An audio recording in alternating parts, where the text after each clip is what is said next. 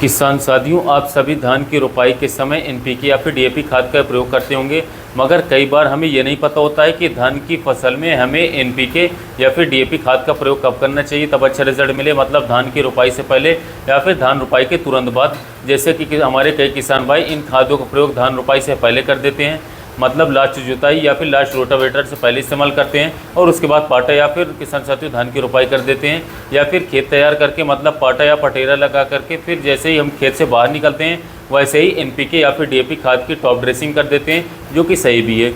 क्योंकि खेत तैयार करने के तुरंत बाद मिट्टी मुलायम होती है और पानी भी बैठने वाला होता है, और जो कि उस समय पर एनपीके या फिर डीएपी की टॉप ड्रेसिंग करने से मिट्टी की सतह से खाद के दाने 1 या आधा इंच नीचे चले जाते हैं, जिससे कि पौधे भी उसी समय पर आवश्यक पोषक तत्व ले पाते हैं और फसल को पूरा फायदा भी मिलता है। इसके अलावा दोस्तों आप ऐसे समझें कि खाद की टॉप ड्रेसिंग करने के बाद धान की रोपाई करने से हर एक पौधे को कुछ न कुछ उर्वरक की मात्रा जड़ के पास मिल जाती है, जिससे कि पौधे शीघ्र ही खुराक लेने लगते हैं। और हमारे कई किसान भाई धान की रोपाई के तुरंत बाद ही मतलब 2 से 3 दिन में ही एनपीके या फिर डीएपी खाद का प्रयोग कर लेते हैं, मगर ये सही नहीं है बिल्कुल भी। तो आज की इस वीडियो में हम डिटेल में जानेंगे कि हम धान की फसल में एनपीके या फिर डीएपी डालने का सही समय क्या है, धान की रोपाई से पहले क्यों होता है, और धान की फसल में एनपीके या फिर डीएपी का प्रयोग क्यों जरूरी होता है और इसकी सही मात्रा क्या रहेगी। तो ये सब कुछ बात करेंगे इस वीडियो में। जो किसान भाई हमारी इस वीडियो को पहली बार देख रहे हैं तो आप भी हमारे चैनल को सब्सक्राइब कर लीजिएगा, जिससे कि आपको हर एक फसल के बारे में सही टाइम पर सही जानकारी मिलती रहे। तो चलिए वीडियो की शुरुआत करते हैं कि धान की फसल में इन खादों के बारे में। सबसे पहले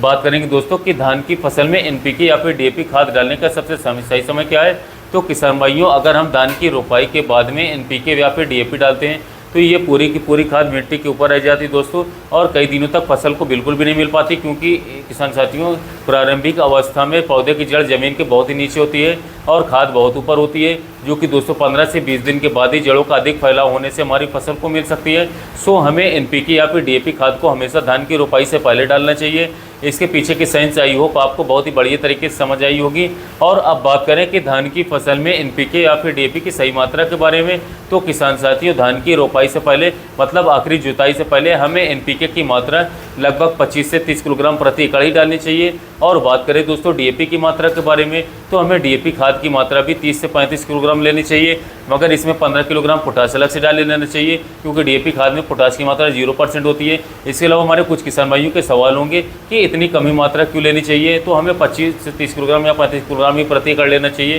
क्योंकि अगर हम धान की फसल में इन खादों की मात्रा ज़्यादा बढ़ा देते हैं तो इससे ये होता है कि हमारी धान की फसल की पत्तियों का रंग गहरा हरा रंग रहने के कारण कीटों और बीमारियों का प्रकोप बहुत ही ज़्यादा रहता है, बीमारी का खतरा।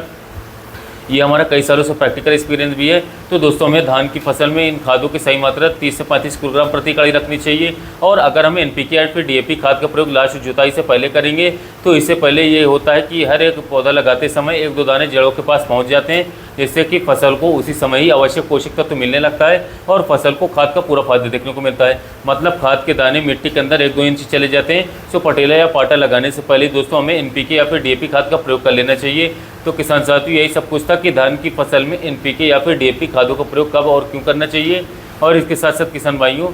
एक बात और ध्यान देना होगा कि जैसे हम किसान साथियों टेम्परेचर देखकर ही धान की रोपाई करें, क्योंकि अगर टेम्परेचर आई है तो थोड़ा आप लेट भी कर सकते हैं, नहीं कि 21 दिन की नर्सरी अगर हो भी चुकी है तो आप 25 से 26 दिन पर खेत में लगा सकते हैं। और इसके अलावा खाद जब भी प्रयोग करें दोस्तों ओरिजिनल कंपनी की खाद में, बहुत सारे किसान भाई डीएपी या फिर एनपीके या फिर पोटाश लेकर के आते हैं, अपने खेतों में बिखराव करवाते हैं, फिर कमेंट करते हैं कि हमें रिजल्ट देखने को नहीं मिला। तो आप एक बात जरूर ध्यान दीजिए, विश्वसनीय वाली दुकानों से फर्टिलाइजर लीजिएगा, क्योंकि आजकल मार्केट में बहुत नकली फर्टिलाइजर आ रहा है, जिससे किसान भाई को काफ़ी ज़्यादा लॉस हो रहा है, घाटा हो रहा है। तो दोस्तों इस बात का आप ध्यान दीजिएगा कि जब भी कहीं से भी फर्टिलाइजर ओरिजिनल लें, अच्छी कंपनी का लें, तभी आपको अच्छे रिजल्ट मिलेगा दोस्तों। इसके अलावा बात करें तो धान की फसल में जितना हमने फर्टिलाइजर की मात्रा बताई है उतना ही उपयोग करना, उससे ज़्यादा या कम उपयोग न करें, क्योंकि किसान साथियों आपको नुकसान भी देखने को मिल सकता है। और इसके साथ साथ गन्ने की फसल में जब आप रोपाई कर रहे हो तो रोपाई करने के 24-48 घंटे के अंदर दोस्तों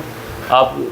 जो पेटीला क्लोर जो होता है किसान साथियों इसी फॉर्मुलेशन वाला, आप उसे जो अपने धान की फसल में जो है अच्छी तरीके से बिखराव करवा सकते हैं। एक बॉटल में ले लें, बॉटल में पहले दवा पेटीला क्लोर को भर करके फिर उसमें हल्का सा पानी मिला करके बॉटल के ऊपर छेद करके फिर ऐसे ऐसे खेतों में बिखराव करते चले जाएँ, जिससे कि क्या होगा दोस्तों कि एक लेयर जो बना लेगा और लेयर बना करके काई जम जाएगी, जिससे कि कोई भी